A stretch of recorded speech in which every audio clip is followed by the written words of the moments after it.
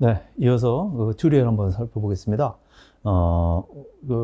신콜버그주의자 안에서는 레스트 못지않게 이제 우리 그 시험에서도 똑같이 이제 그 비중 있게 다뤄지는 그런 인물인데요. 튜리엘 그러면 이제 그 사회 영역이론 이라고 얘기하는 요 개념이 이제 중요하죠. 근데 제가 생각하기에는요, 이 튜리엘의 이 사회 영역 이론을 우리 선생님들이 이해하시는 데 있어가지고, 관건이 되는 건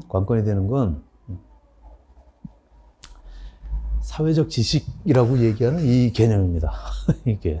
그러니까, 튜리엘 이론은, 어떻게 보면 참 간단합니다. 우리 선생님들 이게 시험에서 굉장히 비중 있게 나오기는 하지만, 그럼에도 불구하고 이 내용들을 또 이제 다루는 데 있어가지고 우리 선생님들이 이해하시고 또 어느 정도는 암기도 하셔야 될 거 아닙니까? 그런 면에 있어서는 이렇게 크게 어렵지 않은 그런 학자입니다. 근데 다만 사회적인 지식이 세 가지 영역으로 이루어진다라고 얘기해서 세 가지 영역, 도덕적 영역, 사회적 영역, 개인적 영역 이렇게 나눠진다라고 얘기하는 거예요. 그거는 이제 우리 선생님도 잘 알고 계시는데, 이게 왜 근데 이런 식으로 구분이 되는지에 대해서 그거를 좀 말씀을 좀 드리도록 하겠습니다. 오히려 그러니까 제가 생각했을 때는 이게 튜리엘 그러면 삼영역 그리고 세 가지 영역이 갖고 있는 특징 여기에 대해서는 열심히들 다들 이제 숙지하고 계시는데, 기본적으로 왜 이렇게 나눠지게 되는지, 그 나눠지게 되는 그런 계기에 대해서는 또 의외로 다 이해들을 또 명쾌하게 또 못 하시는 것 같아요. 근데 이 내용은 이런 겁니다. 왜냐면 사회적 지식이라고 얘기하는 건 영어로는 social knowledge 이렇게 됩니다. 근데 그 사회적 지식이 세 영역으로 나눈다 그러는데, 여기서 말하는 사회적 지식은 뭘 가지고 사회적 지식이라고 그러는 것 같아요. 우리 선생님들이 대부분 사회적 지식, 사회적 지식이면 사회와 관련된 지식인가? 그럼 사회와 관련된 지식이 뭐예요? 그럼 사회학을 얘기하는 건가? 뭔 것 같습니까? 사회적 지식이라고 얘기하는 게. 늘 말씀드리지만 소셜이라고 얘기하는 걸 어떤 개념으로 이해하셔야 된다 그랬어요. 소사이어티라고 얘기하는 커뮤니티하고는 다른 낯선 사람들끼리 모여있는 그런 공동체 안에서 낯선 사람들끼리 주고받는 그런 상호작용 속에서 라는 개념으로 이해하셔야 돼요. 대인관계, 낯선 사람들과의 그런 대인관계. 그래서 사교적 이렇게도 번역을 합니다만, 사실 사회적이라고 얘기해 이 의미가 더 이제 적절한 겁니다. 그러니까 무슨 지식이냐면은 낯선 사람들하고 상호작용하는 것과 관련된 지식입니다. 이해되셨습니까? 낯선 사람들하고의 그런 대인관계를 하는 것과 관련된 지식이다, 이런 얘기입니다. 자연과학적 지식이 있잖아요. 지식이 있잖아요. 지금 그거하고 구분해가지고 이제 비교해가지고 설명하는 거 아닙니까? 자연과학에도 여러 가지 분야들이 있는데 그 대상이 뭐냐에 따라가지고 인식의 구조도 달라진다. 이런 얘기 아니겠어요? 그래서 마찬가지로 지금 사회적 지식이라고 얘기해도 자연과학 지식이 여러 분야에 따라가지고 인식 구조가 다르듯이 사회적 지식이라는 것도 크게 세 가지 영역으로 나눠지니까 거기에 따라서 인식의 구조도, 여기 지식의 근거도 달라진다. 이런 내용입니다. 이해되시죠? 그러면은 이게 무슨 얘기냐면, 자연과학적 지식은 당연히 자연을 대상으로 해서, 대상이 자연 현상이잖아요. 자연에서 일어나는 그런 현상들에 대한 것과 관련된 지식이지 않습니까? 그 대상이 생명체가 아닌 일반적인 그냥 뭡니까? 무기체일 수도 있고, 그렇죠? 공기의 흐름과 관련해서, 혹은 물의 움직임과 관련해가지고, 우리가 여러 가지 지식들을 알고 있잖아요. 물은 높은 곳에서 낮은 곳으로 오고, 물이라고 얘기하는 거 100도가 되면 기체로 변하고, 이런 것들은 우리가 자연과 관련된 지식들입니다. 맞죠? 이해되시잖아요? 그 대상이 무슨 생명체가 되면 얘기가 달라지고, 그게 수학적인 원리가 되면 또 이제 인식 구조가 달라지고 한다는 겁니다.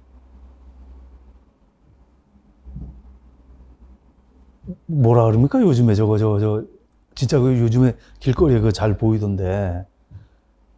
그거 뭐라 그래요? 저기 왜 자기 팔고 싶은 물건 뭐 이렇게 올려가지고 이렇게 서로 연결돼가지고 어디서 만나가지고 이렇게 물물교환하고 사고 팔고 하는 거 있잖아.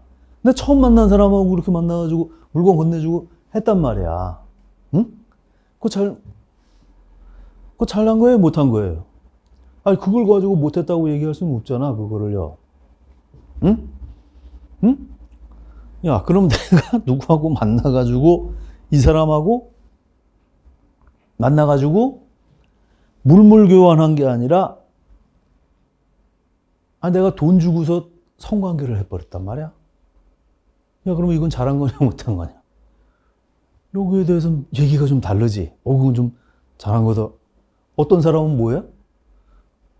그럼 둘이 뭐 그렇게 합의해서 했으면 뭐 잘했다 잘못했다 얘기 못하는 거 아니야? 이렇게 얘기할 수도 있는 거 아니야? 자, 요 얘기는 좀 나중에 복잡한 문제가 되니까. 아니, 내가 그래서 누구하고 처음 만난 사람하고 뭐 물물 교환을 한다든지 아니면 둘이 처음 만나가지고 무슨 그 티켓을 같이 무슨 공유해가지고 같이 무슨 콘서트를 갔단 말이야. 옛날엔 말이죠. 대학교에서 그 파티할 때, 맞아. 예전에는 쌍쌍 파티라는 게 있었다? 그런 게? 쌍쌍 파티라는 게 뭐냐면, 연예인들 그 불러가지고 이제 그 체육관 같은 데서 이제 저걸 하는데, 그 공연을 하는데, 티켓을 누구한테만 줬냐면, 그 커플인 사람들만 초청을 해가지고 뭐 하는 뭐 그런 게 있었어요. 또. 지금 생각해보면 참 웃기지만. 하여튼 그런 게 있어요. 그러니까 그 공연을 보러 가려면은 뭐가 돼야 되냐면, 둘이 커플이 돼야 돼. 그 연예인이 그 학교에 온다 그러니까 보고 싶은데. 근데 둘이 그러니까 다 어떻게 하는 사람이 있겠어요? 둘이 커플도 아닌데 커플인 것처럼 그냥 둘이 그냥 이렇게 짜고서 이제 거기 입장할 때 커플에 처음 봤는데 그렇게 해가지고 들어갔단 말이야. 그럼 그거 잘한 거야, 잘못한 거야? 거기에 대해서는 뭐라 그래? 이거 잘했다 잘못했다 따지는 놈이 우스운 거지. 둘이 그렇게 뭐 서로 이렇게 합의해가지고 이렇게 공연 보러 간 건. 그건 잘했다 잘못했다 얘기하는 그걸 가지고서 이런 뭐 인간의 도리를 뭐 모르는 나쁜 이렇게 얘기하는 사람 그렇게 지적하는 사람이 있으면 그 사람이 오히려 잘못이지. 그거는 그런 식으로 간섭할 문제가 아니지 이렇게 보는 거 있잖아요. 그런 문제는 그런 문제라고 보는 거예요. 그거를 뭐 옳다 그러다 따지는 것 자체가 넌센스라고 보는 인간관계가 있는 겁니다. 이해되셨습니까? 이해되시죠? 그 사람들끼리 낯선 사람들끼리 서로 맞아가지고 관계를 맺는데 그 관계들에 대해서 옳다 그르다 답들이 있다니까 지식들이 있다니까 사회마다 이해되죠? 감 잡으셨죠? 그런데 이게 옳다 그르다라고 얘기하는 게 영역들이 좀 구분된단 말이지. 왜 구분된다? 뭐라? 소위 말해서 뭐가? 뺑소니 다른 사람한테 그렇게 피해를 주고서 혼자 도망갔단 말이야. 그럼 그건 나쁜 죄. 잘못한 거야. 답이 있어요. 잘못한 거야. 응? 잘못한 거야. 그런데 그런 식으로 잘못한 사람은 뭐라고 그러냐면 우리가 그냥 잘못한 사람이 아니라 그 놈은 나쁜 놈이라고. 뭐라고? 부도덕한 놈이라고 부른단 말이지. 부도덕한 놈이라고. 소위 그런 영역들은 무슨 영역이라고 얘기하는 거야? 요 다음에 얘기하는 영역들하고는 구분이 된다고 보는 겁니다. 어떤 거? 지금 내가 나이가 20살인데 25살짜리한테 야, 너 그 25살이야? 나보다 5살 높네? 이렇게 얘기하는 자기 위에 선배한테 말을 하는 이 사람도 지금 잘못했다. 당신 잘못하고 있는 거야, 지금. 얘기는 하는데 똑같이 그것도 잘못됐다고 얘기하지만 그렇게 얘기하는 사람을 나이 1살 높다 그래가지고 반말하는 사람을 나쁜 놈이라든지 부도덕한 놈이라고는 얘기 안 하지. 잘못하긴 잘못했지만 그렇다고 해서 그 놈이 아주 부도덕한 놈이야, 아주 악당 같은 놈이야 이렇게 얘기를 합니까? 그렇게는 얘기 안 하잖아요. 뭐 그런 식으로 자식이 뭐 싹수가 없어, 싸가지고 없어, 버릇이 없어, 이 정도는 얘기하지만 아주 그런 사악한 놈 같으냐고 이렇게는 얘기 안 하잖아요, 우리도. 이해되시겠죠? 그런 영역이 있는 거예요, 분명히. 잘못한 행위는 맞는데 그걸 굳이 아주 사악한 사람이라든지 부도덕하다든지 이런 이름으로는 분류하지 않는 영역이 있는 거야. 맞잖아요? 맞죠? 아니면은 또 아까 말씀드린 것처럼 어떤 행동은 둘이 만나가지고 뭐 쌍쌍 파티를 가는데 뭐 둘이 만나가지고 물건을 매매하고 그런 걸 가지고서 옳다 그러다 얘기하는 것 자체가 그런 얘기하는 것 자체가 넌센스지.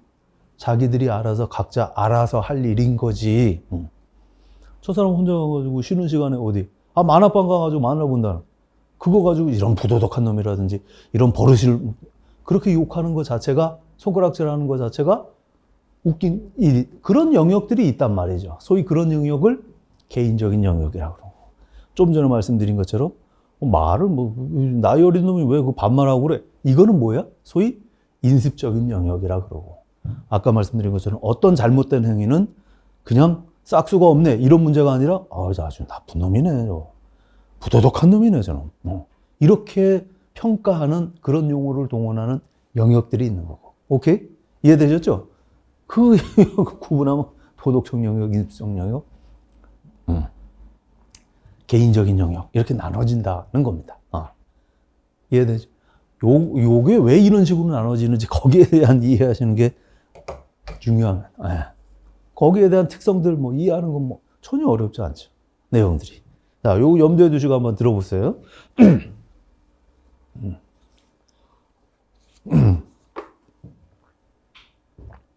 자연과학의 영역들이 구분되듯이 사회적 지식 또한 영역이 구분된다. 이해되시죠, 이제?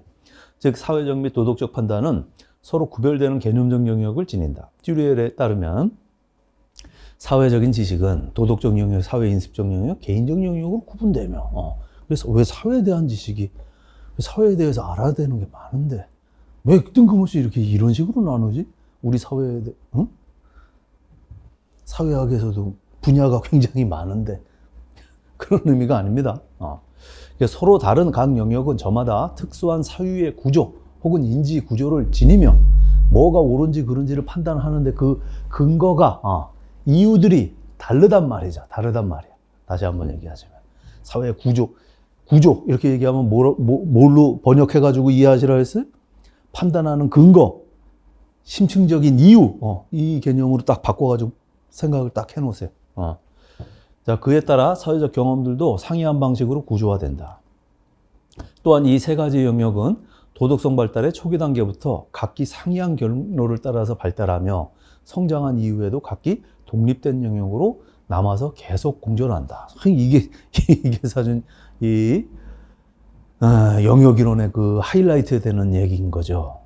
이 세 가지 영역이 따로 있어요. 사회에서 사람들이 이렇게 상호작용하는데 사회적 관계를 맺는데 그 관계를 맺는 다양한 형식들을 구분해가지고 본단 말이에요. 그거를. 다른 영역들로 구분해서 보는데 이런 식으로 구분해가지고 보는 이 구조는 기본적인 그런 구조는 어렸을 때부터 늙어 죽을 때까지 그대로 가져간다. 개인적인 영역에 대해서는 개인적인 영역 그 관점에서 그 구조 안에서 그런 문제를 판단하는 기준이 따로 있는 거고 이 자식이 왜 혼자 그 시간 보내면서 그 휴가 하루 줬더니만 왜 좀 생산적인 일을 하지 않고 왜 그냥 방에 들어가가지고 혼자 그거에 바람직하지 않아. 바람직하지 않지. 근데 바람직하지 않다고 볼 때 그 이유가 아까 말씀드린 뺑소니 차 치고 도망한 사람이 바람직하지 않고 나쁘다고 보는 그 이유하고 같겠어, 다르겠어? 당연히 다르죠. 그러니까 이거를 평가하는 구조가 다르다고 이렇게 보는 겁니다. 이해되시겠습니까? 그런데 이런 식의 이 영역들이 늙어 죽을 때까지 당연히 같이 이런 식의 영역들은 늙어 죽을 때까지 같이 가겠지. 이 세 가지 영역, 다른 영역이 나이 드니까 하나로 다 통합이 된다? 그 말이 돼? 말이 될 수가 없겠지. 서로 분명히 다른 영역이라고 보는데. 그죠? 근데 그것도 말 되는 얘기인데 왜 신콜버그주의예요? 콜버그에 의하면은 이게 뭐야? 도덕적인 현상을 바라보는데 자기 개인과 자기 중심적으로 보다가 인습적인 문제로 보다가 나중에 도덕의 영역으로 이렇게 간다고 설명을 하잖아요. 이게 발달이. 응? 지금 이거 튜리엘 이 성과 가지고서 나름대로 여기가 말 된다야. 그러네. 세 가지 영역은 전혀 다른 거고 늙어 죽을 때까지 같이 가겠네. 여기에 영감 받아가지고 이론을 제시한 게 누구겠어요? 레스트입니다. 똑같이 레스트. 그러니까 뭐 늙어 죽을 때까지 이거는 뭐가 그 판단하는 영역에 따라서 기준들이 조금씩 다르게 분포도만 다르게 간다. 평생 그거 간다. 이거는 그렇죠. 말 되는 거죠. 그러니까 이제 콜버그의 설명하고는 지금 얘기가 좀 다르게 이렇게 진행이 되는 거. 콜버그 선생님 존경하긴 합니다만, 이거 모르셨네. 이거 원래 다른 거였어요. 이렇게 유치한 수준에서 높은 수준으로 가는 게 아니라 애시 당초부터 좀 다른 수준이었다고. 이게 이제 하이라이트가 되겠습니다. 계속 독립된 계속. 하지만 콜버그는 이러한 사실을 무시하고 사회적 지식이 모든 영역에서 적용되는 동일한 사유 구조가 존재한다고 주장한다. 그에 의하면 도덕성 발달 단계들은 각각이 완성된 하나의 사유 체계로서 각각 완성된 하나의 체계, 혹은 이제 밟고 그 다음 단계를 위한 무슨 디딤돌 역할을 하는 미숙한 무슨 그런 게 아니라 각자가 완성된 특정 시점에 존재하는 사람이지만 모든 사회적 영역에 무차별적으로 적용되는 사유 구조임을 의미한다. 그래서 그런 의미에서 나름대로 구조적 전체다. 그러나 듀리엘에 의하면은 아동은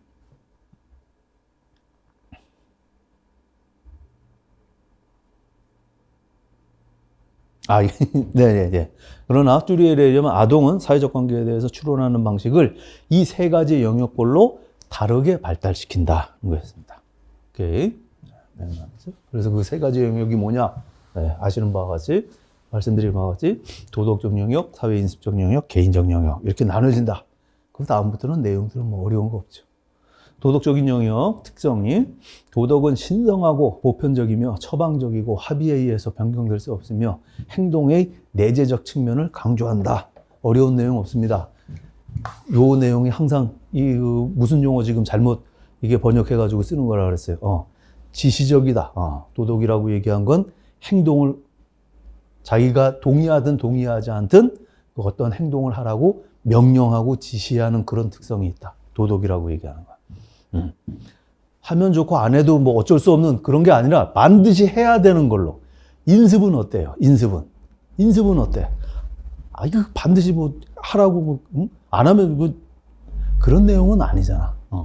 하면야 그렇지만 뭐 안 한다 그래서 뭐 그걸 그렇죠? 그러면 차이가 있는 거야. 그게요. 그러니까 도덕은 뭐 신성하다는 게 뭐겠어요? 뭐 신이 내렸다 그런 게 아니라 내가 마음에 든다 그래가지고 거부한다 그래서 사라지고 그런 게 아니야. 사람들이 뭐 합의해가지고 이거 합시다 한다 그러고 그거 만들어지고 사라지는 게 아니라는 거죠. 그렇게.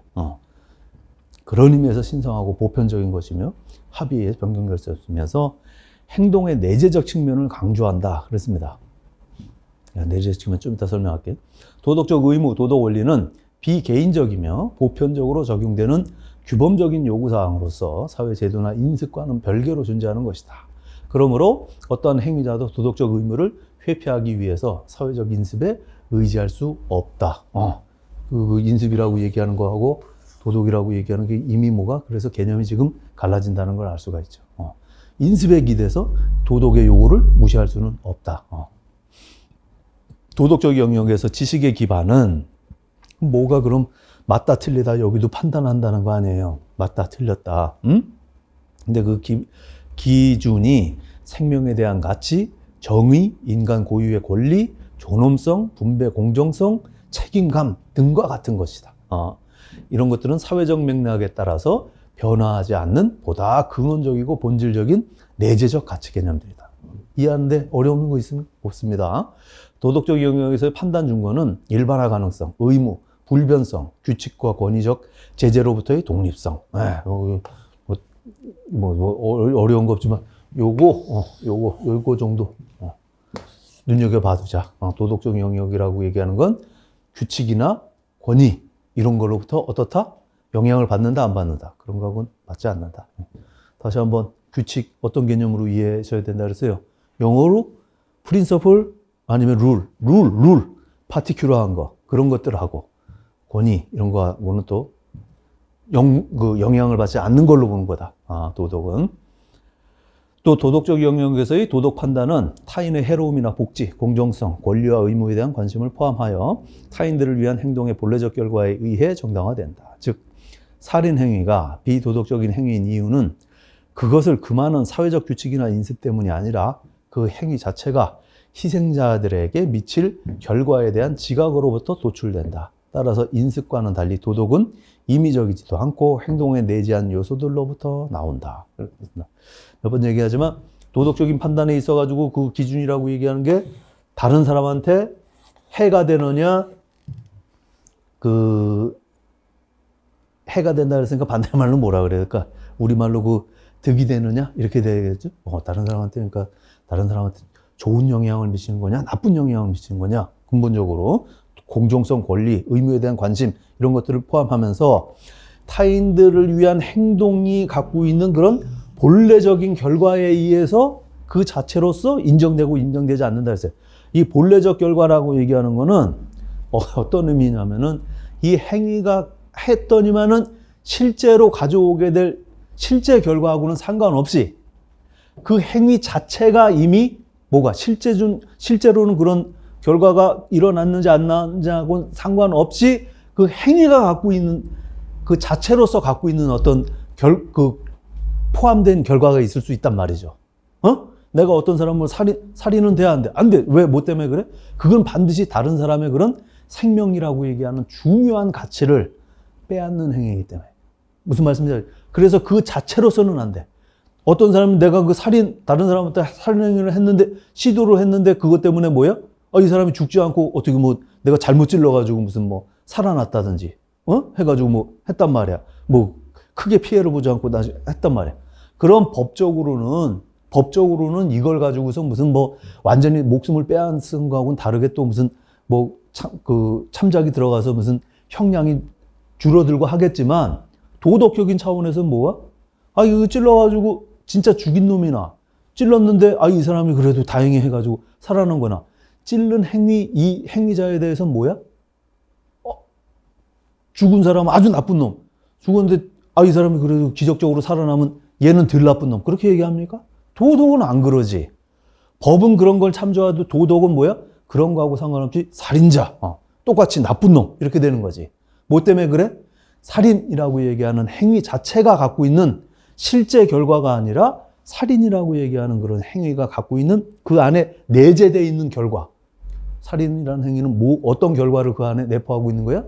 다른 사람의 생명이라고 얘기하는 중요한 가치를 빼앗는. 그래서 해로움을 주는 행위라고 보기 때문에 그렇다는 거예요. 이해되시죠? 그런 의미예요. 그런 의미. 본래적인 결과. 이렇게 얘기하는 거.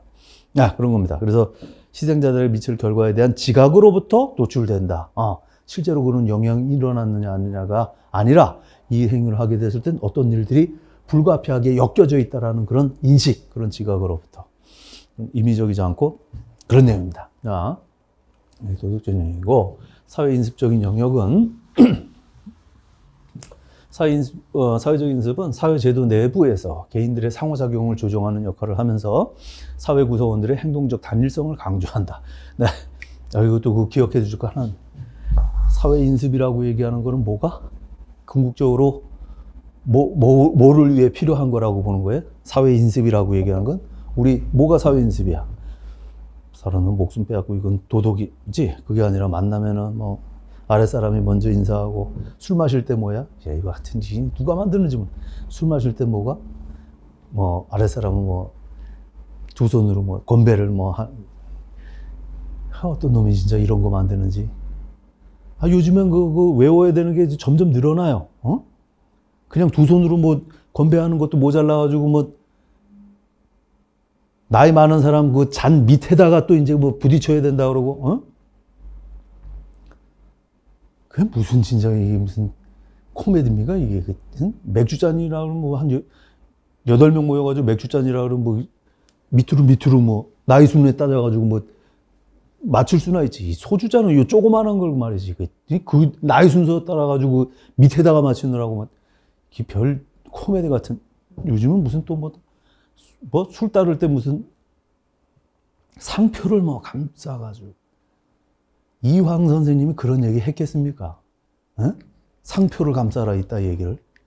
어떤 놈들이 그런 거 자꾸 만들어내는지 모르겠어. 그거.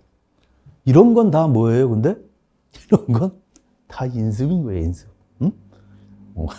상표 감추는 것까지는 그렇지만, 한국 사람은 만나가지고 그냥 아랫사람이 먼저 이렇게 인사하고, 윗사람도 그 따라서 이렇게 같이 인사 이렇게 받아주고 이런 것들은 우리끼리 인습이에요, 인습. 이런 거 왜 해? 이런 거 왜 해? 밥 먹을 때는 뭐 한국 사람들 나름대로 뭐 에티켓이 또 있잖아요. 밥 먹을 때는 어떻게 하고 이런 거 왜 해? 통일성. 왜 그 똑같은 행위를 해야 돼? 이 행동에 있어가지고 통일성이 가지고 있는 글자 그대로 사회적 유용성이 있잖아요. 그런 행동들이 그 통일됨으로 인해가지고, 결국에는 뭐를, 한마디로 얘기하면 사회 질서 유지하는 데 도움이 되잖아요. 사회적인 관계 하는데 이게 훨씬 더 도움이 되잖아.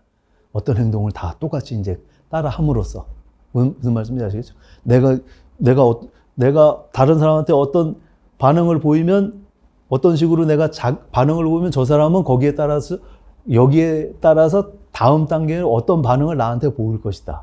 예상이 돼, 안 돼? 예상되죠.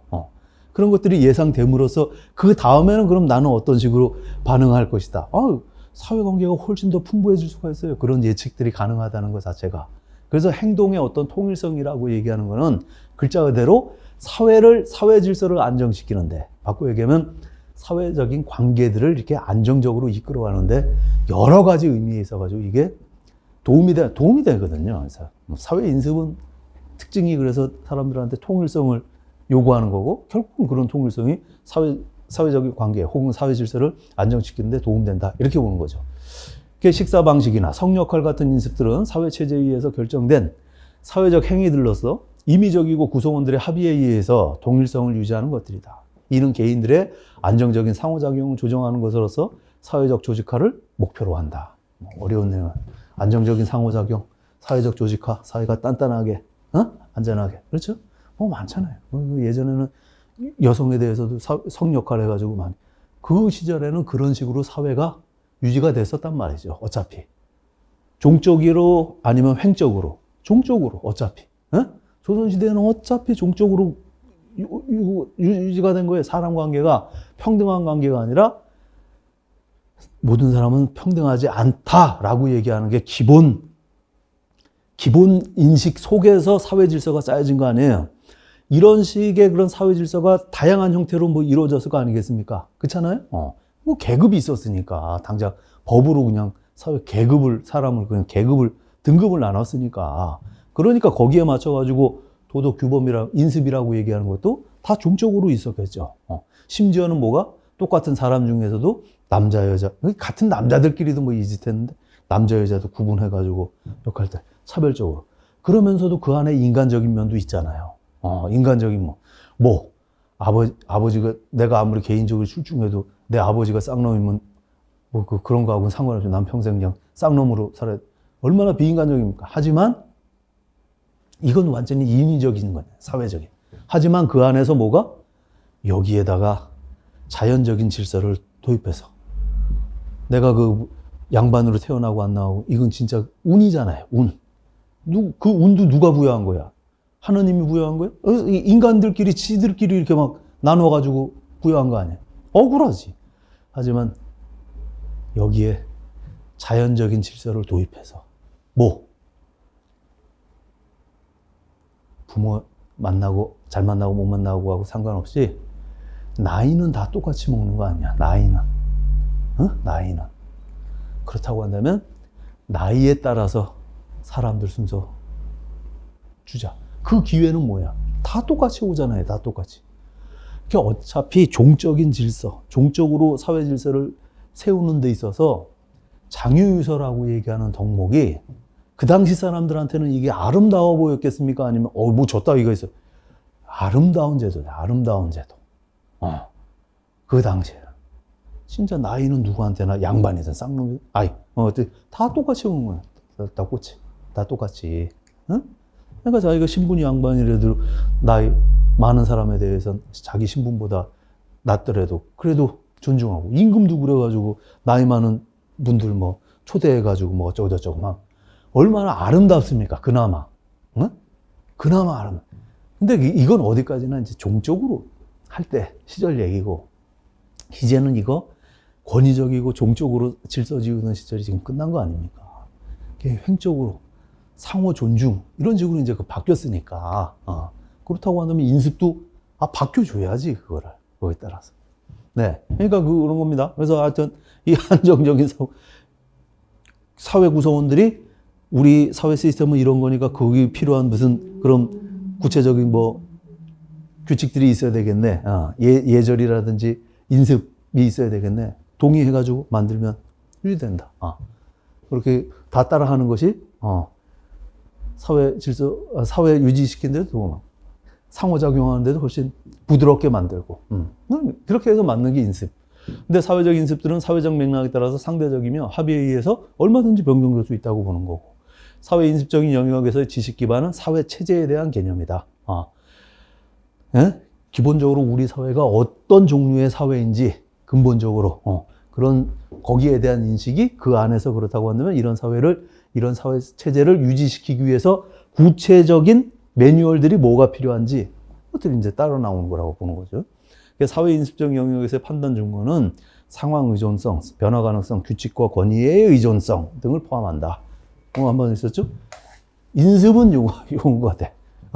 규칙과 권위의 의존성. 규칙 어기는 거에 대해 가지고 아주 이쪽은 그래가지고 이제 목숨 걸어요. 목숨 걸어. 여기서는. 왜냐면 규칙이라고 얘기하는 게 야, 그거 자체가 뭐 인간적인 무슨 의미가, 그거하고 상관없이, 짜식아, 우리 학생회 운영하기 위해 가지고 우리 나름대로 룰 정했는데, 우리 뭘로 갈 거야? 학번으로 갈 거야? 나이로 갈 거야? 우리 나름대로는 우리 학생회 운영하는 데 있어서 학번으로 가기로 했다, 임마. 억울해? 억울하더라도 어떡하니? 우리 이걸로 가기로 했다. 그런 의미에서 나이보단 우리는 학번이다. 이렇게 되면 학번 어기는 사람에 대해서 늦게 들어온 사람이 막 반말하고 그러면 아주 그냥 우리 전체를 우리 학과를 위협하는 받아들여가지고 아주 진짜 아주 그냥 난리가 나죠. 난리가 나. 아주 규칙이 아주 목매지 이쪽은. 그런 의미에서. 응? 왜 그런 규칙해야 돼? 우리가 전통이 그렇다, 임마. 그런 권위, 여기에 대한. 응? 그러니까 그동안에 선배들을 우습게 보는 거냐? 이렇게 얘기 나오면 웃기는 거지. 그래서 권위의 의존성 등이 포함한다. 즉, 사회 인습적인 영역에서 판단은 권위, 규제, 질서 유지, 이걸로 정했던 거다. 사회적 인습과 관련된 행동은 도덕적 영역 내의 행동들보다 당연히 덜 심각한 영역을 이런 거 인습 어긴다 그래가지고 이런 나쁜 놈, 아주 사악한 놈 이렇게 얘기는 안 하잖아요. 안 하는데 하는 사람이 또 있단 말이죠. 그러니까 그런 코미디 같은 짓은 버리면 안 된다. 이런 얘기가 되는 거지. 개인적 영역은 도덕적 관심이나 사회적 규율과 무관한 문제로 간주되는 행동들을 의미한다. 각 개인의 개인적 선호에 의해서 규율되는 것들이다. 도덕적 영역에 속한 행동은 객관적이고 보편적인 것이지만 사회 인습이나 개인적 영역은 말할 것도 없고 사회 인습도 마찬가지로 얼마든지 상대적인 가능성을 열어놓는다. 그런 문화적 차이가 존재한다. 이런 겁니다. 이해되시죠? 이런 거? 개인적 영역은 뭐야? 도덕적, 그 행위에 따라서 도덕적이라 그러든지, 부도덕한 놈이라 그러든지, 아니면 얘는 버릇이 없다. 이렇게 얘기하지 않는 영역이 따로 있단 말이죠. 그러냐. 당연히 그런 영역들이 있지 않잖아요? 있잖아? 그래서 그런 거는 개인적 영역으로 본다. 그런데, 이런 구분을 해놓고 보니까, 기존의 도덕교육 이론들이 말이죠. 이런 구분들을 헷갈려 하는 이론들이 있었단 말이죠. 그래서 터무니없는 주장을 하게 됐는데 거기에 대한 이제 비판입니다. 전통적인 인격교육론, 그리고 인지발달론, 콜버그 이론 얘기하는 거죠. 모두 이런 영역 구분을 강화함으로써 좀 문제를 드러냈다. 전통적인 인격교육론자들은 도덕과 인습을 구분하지 않은 채 도덕적 가치가 사회에 의해서 수립된다라고 이렇게 주장하게 됐다. 그래서 그 결과 도덕을 포함한 모든 가치들이 인격교육을 통해서 아동들에게 심어주어야 할 인습과 관습의 문제로 다루어지게 됐다라는 겁니다. 그러니까 이것도 무슨 말씀인지 이해되시겠죠? 도덕이라고 얘기한 인습의 문제하고 도덕의 문제, 이게 뗄래 뗄 수 없는 관계. 왜냐하면 우리 다 알다시피 많이 이렇게 배웠다시피 소위 전통적인 인격교육론이 덕론이잖아요. 이 덕이론에서는 개인의 그런 도덕적인 가치가 뭐를 통해서 습관을 통해서 들어온다며 그 습관이 뭐예요? 습관이 그 사회가 갖고 있는 습관 뒤집어놓은 건 뭐야? 습관, 그렇죠. 관습이죠. 관습. 그 사회가 가지고 있는 구체적인 그런 관행들을 통해서, 관습들을 통해서, 바꿔 얘기하면 인습을 통해서 그거를 자기가 몸에 내면화하면서 덕이라고 얘기하는 것이 체화된다라고 이렇게 보는 거예요. 그런 스탠스를 갖고 있으니까 이 사람들은 이거 두 개가 분명히 다른 건데 그걸 착각한다 이렇게 얘기하는 거예요. 물론 뭐 이 얘기가 다 맞는 건 아닙니다. 여기에 대해서 이제 이 그 인격 교육론자들이 아니라 덕윤리학자들이 내놓는 반박이 있죠. 근데 아무튼 뭐 여기에서는 이 정도 이렇게 문제 제기를 한다. 또 콜버그의 인지발달론도 도덕과 인습의 개념이 혼재되어 있다. 그래서 듀리엘 주장에 의하면 인습적 도덕성은 인습 이후의 도덕성보다 선행하는 것이 아니라 단지 별개의 발달적인 경로, 즉 사회적 인습에 대한 생각은 도덕성에 대한 사고하고 분명히 구분된다. 이것도 이해되시죠? 분명. 듀리엘은 그런 의미에서 도덕과 인습을 구분하는데 첫 번째, 사회적인 인습이라고 얘기하는 건 대체 가능하지만 도덕적인 그런 행동은 대체가 변화가 불가능하다라고 본다는. 또 사회적 인습은 권위자, 관습, 집단의 동의 등에 의해서 결정되지만 도덕적 행동은 또 그렇지 않다. 도덕적 영역의 위반은 사회적 인습 영역의 위반보다 더 심각한 것으로 인식한다. 이런 차원에서 이제 구분을 한다. 하지만 듀리엘도 콜버그식의 교육, 즉 학생의 발달 수준을 고려하고 토론 같은 반성적 교육 방법 활용되는 것에 대해서는 뭐 거기까지 반대하는 것은 아니다. 그런 거고. 그리고 이제 그 사회 인습에 대해서도 이게 도덕하고는 다른 사회 인습에 대해 사회 인습도 도덕하고 다른 어떤 구조 위에서 사회적인 인습을 우리가 평가한다라고 얘기했었잖아요. 도덕이라고 얘기하는 근본적으로 개인의 권리, 정의, 공정성 혹은 타인이 미치는 그런 해와 피해와 이익 뭐 이런 관점에서 이렇게 아주 그냥 보편적인 어떤 그런 가치를 가지고 본다면 사회 인습이라고 얘기하는 건 분명히 도덕하고 다른 영역으로 이해를 한단 말이죠. 근데 그 이해를 하는 데 있어가지고 그것도 이게 어렸을 때하고 어른이 될 때까지 인식의 수준이 지금 바뀐다는 거예요. 바뀌는데 그게 뭐 정부정 뭐 이런 방법으로서 그러니까 정부정이 아니죠. 그 뭡니까? 그 동화, 조절, 균형 이런 메커니즘을 가지고서 이제 전개가 된다고 얘기하는데 참고로 한번 이렇게 보십시오. 제일 먼저 아동은 인습을 단순하게 통일된 행동. 인습은 뭐 다 저렇게 하고 있네. 모든 사람 다 해야 되는 거네. 다 하니까 그렇게 받아들이다가 인습을 사회적 통일성으로 이해하는 1단계를 부정하고 인습적인 행동은 자의적인 것이며 모든 사람이 그렇게 한다는 사실이 인습 개념을 유지하게 하기에는 더 이상 그런 개념으로는 이해를 못한다. 불충분하다. 그러다가 인습은 규칙 체계를 공고히 해주는 걸로 이해한다. 즉 규칙들이 임의적이고 변화 가능한 것이라고 하더라도 권위 있는 사람들에 의해서 기대될 수 있는 것이기 때문에 인습을 따르게 된다. 모든 사람들이 다 하는 거니까 자연스럽게 그런 개념은 아니지만 어떤 권위에 대한 어떤 인정이 규칙에 대한 어떤 존중으로 이어지게 된다. 인습을 규칙으로 이해하는 3단계가 부정되고 4단계에서 인습은 단지 사회적인 어떤 기대에 불과하다라고 얘기한다. 어떤 권위자의 특별한 어떤 권위가 요구하는 특별한 이유가 있어서 어떤 권위가 요구하는 것 그런 것이 아니라 나름대로 그 사회가 처해져 있는 어떤 여건에 따라 가지고 사회적인 어떤 필요성에 의해 가지고 요구되는 것 그런 것에 불과하다고 본다. 인습은 고정된 역할과 위계적으로 특징 비어지는 사회 체제 내의 규범이다. 결국은 사회 체제를 공고하는 게 궁극적인 목적이다. 이렇게 생각하다가 규범이 사회 체제 유지에 도움이 된다는 5단계가 부정되고 인습이란 단지 습관적인 사용으로 부호화된 사회적 기준들 좀 어려운 말이네요. 궁극적으로 인습은 그래서 사회 그 자체를 유지하기 그런 것이 아니라 그런 거를 사회 그 자체가 아니라 궁극적으로 뭐가 그 안에 있는 사람들 간의 그런 상호작용들이 협력적으로 일어나게끔 하기 위해서 이 규칙이라고 얘기하는 게 어느 경우는 뭐가 불합리해 보이는 점도 있지만 결국에는 이런 것들을 모든 사람들이 똑같이 존중해 줌으로써 결국에는 기여하는 것이 뭐다? 사회적 상호작용을 용이하게 하는 그런 기능. 이게 그 규칙이 갖고 있는 그 존재 이유의 전부인 것 뿐이다. 이런 거죠. 그런 차원에서 그런 차원에서 이렇게 그런 규칙들을 존중하는 건 바람직하긴 하지만 그걸 어긴다 그래가지고 사람이 그냥 아까 말씀드린 것처럼 부도덕하다 뭐 이런 차원으로는 보질 않는 거죠. 그런데 문제는 이런 영역들이 이렇게 그 두부 못 자르듯이 딱 갈려지면 좋은데 그렇지 않은 경우들이 있다는 겁니다. 대표적인 예들 3가지를 얘기하고 있는데요. 하나는 2차적인 현상, 또 하나는 영역이 혼합되는 경우, 또 하나는 문제의 모호성 이런 겁니다. 2차적인 현상이라는 거는 인습을 위반하는 행동, 분명히 인습을 위반하는 행동인데 그게 의도하지 않았게 2차적인 어떤 결과를 물고 나왔는데 부수되는 그 결과가 도덕적인 문제로 이제 비하되는 경우들, 뭐 그런 경우들이 있죠. 시간이 제약돼 있어서 말씀, 이런 사례 한번 이렇게 보시면 되겠습니다. 뭐 어려운 내용 아닙니다. 얼마든지 그런 내용들. 영역 혼합이라고 얘기하는 건 어떤 사회적인 상황이 하나 이상의 영역과 관련되는 구성 요소를 지니는 경우를 의미한다. 요 경우가 이제 그 제일 사실은 어려운 거죠. 그 상황 자체가 영역이 같이 이제 혼합되어 있는.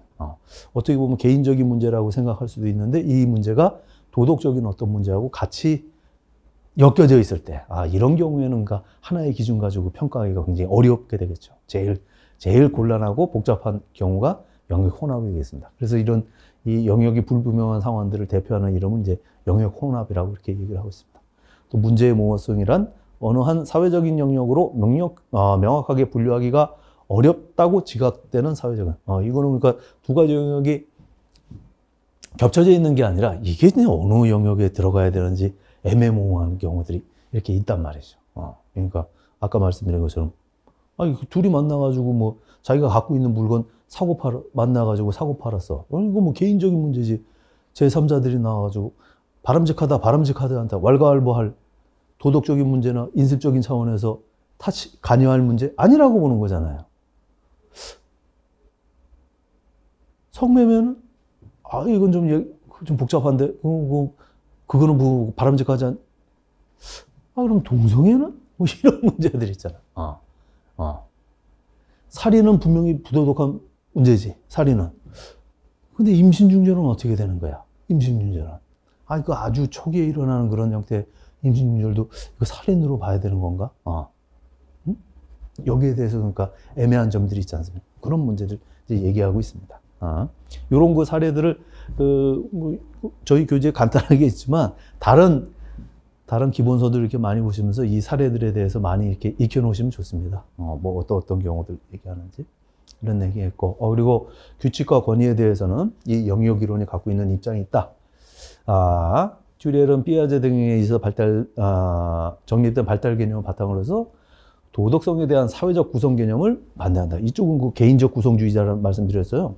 사회적 구성 개념에 따르면 도덕성은 한 사회의 역사에 의해서 그 사회의 전통을 통해 구성되는 것이며 개인들은 문화적인 맥락에서 수동적으로 자신들의 사회와의 그 도덕성을 구형한다 라는 의미를 주장하는 사람들이 똑같은 구성주의자들 가운데서 사회적 구성주의자라는 말씀 드렸었잖아요.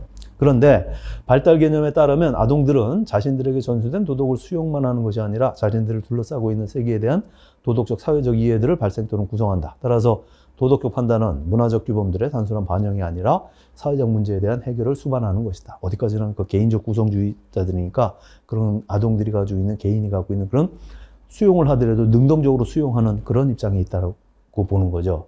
그래서 사회적 구성 개념에 따르면 아동은 권위자로부터 문화적인 규칙과 규범을 전수받음으로써 도덕적 지식을 습득하지만, 한마디로 얘기하면 뭡니까? 이런 도덕적 지식을 뭐를 통해서?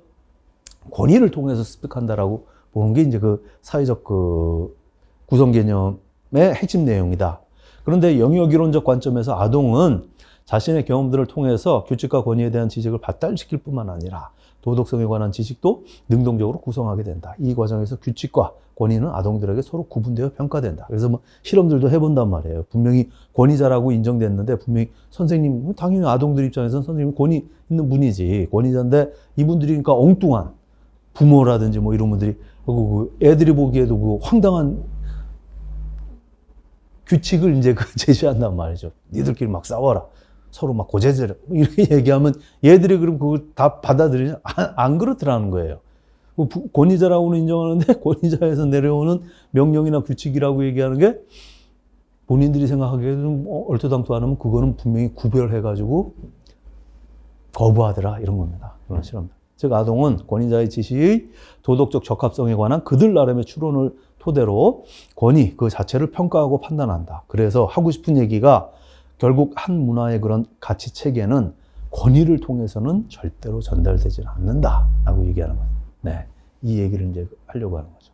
영역 이론에 대해서 문제점이라든지 또 도덕교육적 시사점이라고 얘기하는 건 우리 교재 이제 뒤에 몇 페이지입니까? 736페이지하고 37페이지 이렇게 이어져 있는데요. 여기에 대해서는 우리 선생님들 한번 교재 한번 이렇게 보시면서 한번 정리하시면 될 것 같습니다. 오케이? 예, 오늘 쭈리엘 그 이론, 영역 이론 그 내용 자체는 말씀드린 것처럼 그렇게 그 자체 이해하는 데는 어렵지 않은데 왜 이런 사회적 지식이 왜 이렇게 구분된다라고 보는지. 그래서 이런 구분들이 궁극적으로 그 콜버그 이론하고는 또 어떤 면에서는 이런 이론들이 상충하고 있는지, 상충하게 되는 그런 접점이 뭔지, 그걸 이제 분명하게 이제 구분해 놓으시는 게 관건이 되겠습니다. 네. 쭈리엘은 이 정도로 정리하겠습니다. 네, 오늘 수업은 그래서 이걸로 콜버그주의자들에 관련된 수업은 마치도록 하겠습니다. 수고하셨습니다.